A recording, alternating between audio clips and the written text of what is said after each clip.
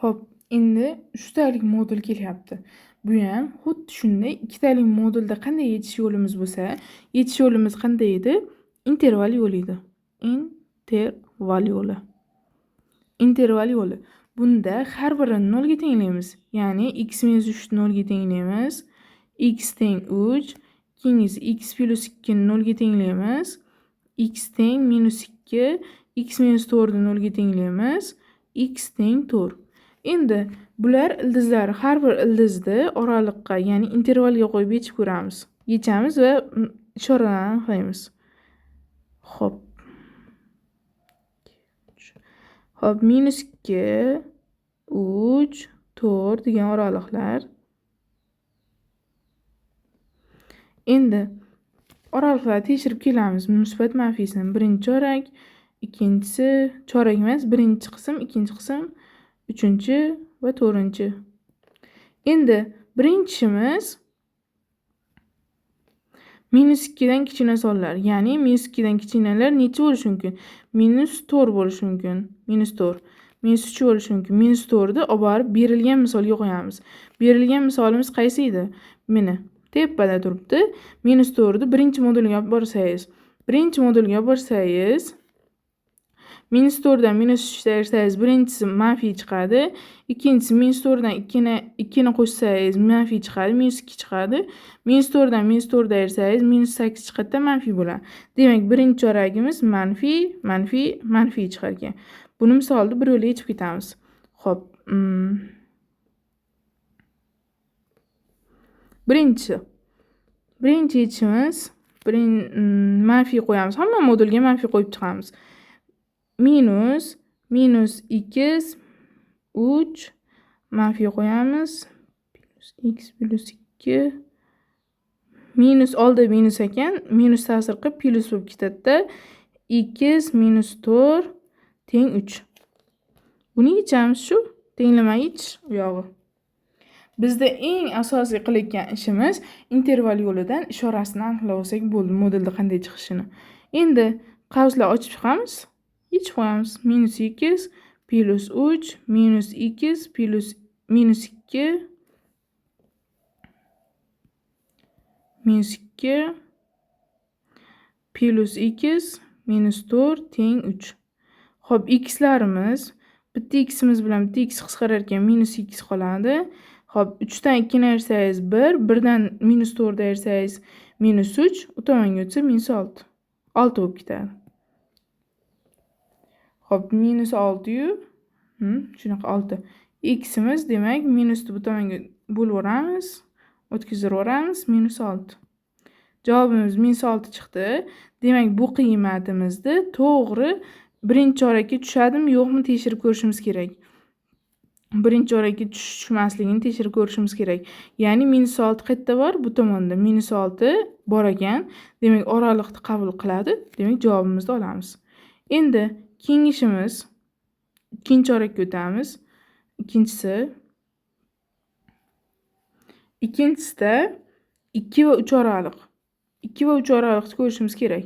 2 va 3 oralig'ida necha bor? 2,5 bor. 2,5 ni ko'ramiz demak. 2,5 ni ko'rsak, 2,5 dan 3 ta ayiramiz, manfiy.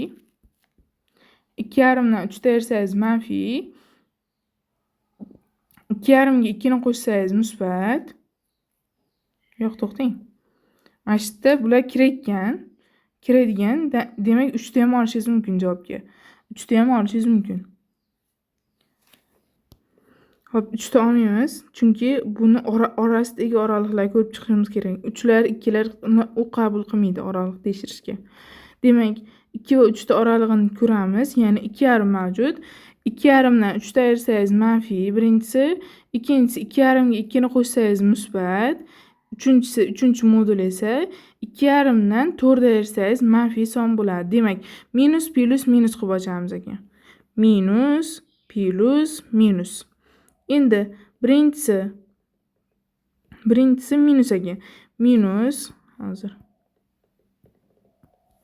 Minus x minus 3 minus qilib ochmaymiz. Bunisi plus ekan, plus berilgan. Plus x plus 2, keyingisi minus. Minus bo'lgani uchun oldimiz berilgani manfiy berilgan. Shu manfiy ta'sir qildirib plus bo'lib ochiladi. Plus x minus 4 teng bo'ladi 3 ga. Endi qavslar ochib yechib qo'yamiz. Minus 2 plus 3 plus x plus 2 plus x minus 4 teng 3 ga. Xo'p, minus x plus x ketdi. Bitta x qoldi. Xo'p, 3 ga 2 ni qo'shsangiz 5, 5 dan 4 bersangiz 1, u tomonga manfiy bo'lib o'tsa 2 degan qiymati qabul qilinadi. Demak, bu 2 degan javob oralig'imizga to'g'ri keladimi? 2 va 3 ta oralig'iga to'g'ri keladimi? 2 va 3 ta oralig'iga to'g'ri keladi. Chunki misol uchun 2 oraliq tekshirishimizda orasidagi sonni olasiz. Misol uchun men 2,5 ni oldim-ku, siz 2 yu 4 ni olishingiz mumkin. Endi bu qanday son, butun orasidagi butun son yo'qligi uchun shunaqa olindi. 2,5, 2, 4. Demak, bizda javobimiz hozir 2 chiqdi. 2 ni olaverasiz. Agar x'imizning qiymati pastda yechimda 2 bo'lsa, 2 ni olaverasiz. Lekin oraliq tekshirishimizda unaqa 2, 3 larni olmaysiz. Orasidagi sonni olasiz. Demak, x'imiz 2 ni qabul qildi. Demak, bunisi ham olinadi. 3-chorak. 3-choragimiz bo'lsa, 3 va 4 degan oraliqni ko'rishimiz kerak. 3 bilan 4 orasida 3,5 mavjud. Bu ham butun son yo'q ekan, shunga 3,5 olyapman. 3,5 ni olib misolga olib boramiz. 3,5 ni olib borsak, 3,5 ni olib boramiz. 3,5 dan 3 ta ayirsangiz musbat, 3,5 dan 2 ni qo'shsangiz musbat, 3,5 dan 4 ayirsangiz manfiy. Musbat, manfiy, musbat. Xo'p, musbat, musbat, manfiy ekan. 2 ta musbat, bitta manfiy. Xo'p, birinchisi x minus 3 bo'lib ochiladi. X minus 3 musbat bo'lib ochilyapti. Plus x plus 2 musbat ochdim. Minus bo'lish kerak edi, lekin oldi minus bo'lgani uchun plus bo'lib ketadi-da. Qavs ichida x minus 4 minus ta'sir qilingan holatda teng 3. Endi x hisoblab qo'yishimiz kerak. 3x qavsni bir yo'la ochib yechib ketyapman. 3x hop, minus 3 ga minus 4 minus 7. Minus 7 ga 2 ni qo'shsangiz minus 5. Bu tomonga o'ng tomonga o'tsa plus 5 bo'ladi-da, teng 8. X teng 8 taqsim 3.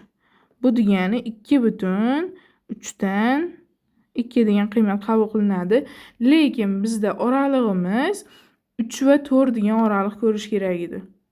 3 va 4. 3 va 4 degan oraliq bo'lish kerak edi. Demak, 3 bilan 4 orasida bizda qiymatimiz 2 butun 2 dan 8 chiqdi. 2 butun 3 dan 2 chiqdi. 3 dan 2 bu tomondagi oraliqqa qabul qilinadi. Demak, bunimiz javobga kirmaydi. Bunimiz javob emas. Bo'sh to'plam deb qo'yaylik. Javobga kirmaydi bunga. Qabul qilmaymiz. Bo'sh to'plam demasdan o'chirib qo'yamiz ustini. Javobga qabul qilmaydi. Endi 3-chorak, 4-chorak qoldi. Eng oxirgi choragimiz. 4-chorakda tekshiramiz. 4-chorakda 4 dan katta sonlar. 4 dan katta sonlar qo'ysak, ya'ni men misol 5 qo'yib ko'rmoqchiman. 5. 5 ni qo'yib ko'rsak, 5 dan 3 ta ayiramiz. 2, ya'ni musbat son. 5 ga 2 ni qo'ysak musbat son, 5 dan 4 ayirsangiz musbat son. Demak, hammasi musbat bo'lib chiqar ekan.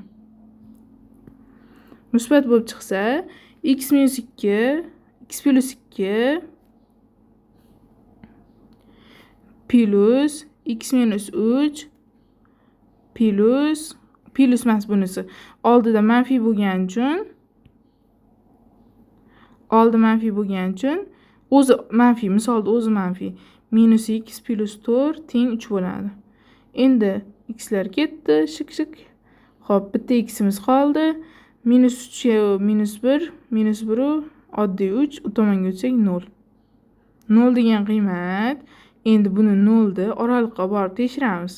4 dan katta sonlar javobingda x'ingning qiymati 4 dan katta bo'lsa olasan javobga deb turibdi. Bizdagi 4 dan katta emas, 4 dan kichik son. Demak, buni ham javobga olmaymiz. Demak, javobimiz nima kelib chiqyapti? To'g'ri burchakka olgan javoblarimizni olamiz. X teng 6 yu x teng 2 degan javoblar olamiz. Javobimiz x teng 6, x teng X teng 2. Javobimiz shular.